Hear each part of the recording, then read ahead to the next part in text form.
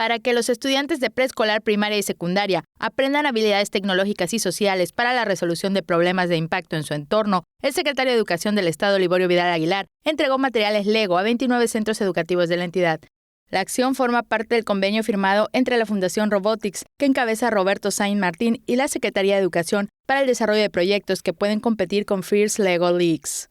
Así, se impulsa el conocimiento, ciencia, tecnología, ingeniería, artes y matemáticas en las escuelas públicas y su participación en actividades que estimulan la creatividad, imaginación e inspiran a los estudiantes a aplicar sus conocimientos. La entrega se realizó ante la comunidad educativa de la Secundaria Técnica número 2 porque se fomenta la educación equitativa y de calidad, ofreciendo condiciones para su formación.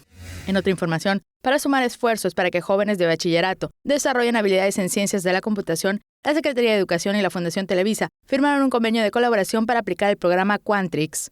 Vidal Aguilar y el director de Educación, Tecnología y Emprendimiento de Fundación Televisa, Alejandro Villanueva, firmaron el convenio para que 40 planteles cuenten con ese beneficio con capacitación y acompañamiento para aplicar la metodología de Quantrix, iniciativa dirigida a escuelas públicas para que aprendan programación y ciencias de la computación desde el uso y el ejercicio con bloques y juegos hasta inteligencia artificial y robótica.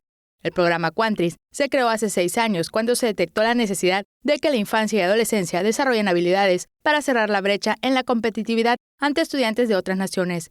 La organización ofrece acompañamiento para difundir la metodología de Quantrix por medio de figuras del facilitador que tiene la responsabilidad de guiar a los docentes en la exploración, uso y aplicación de estrategias de aprendizaje. También realiza visitas a los planteles, asesora y desarrolla estrategias para las lecciones. Teleyucatán te informa.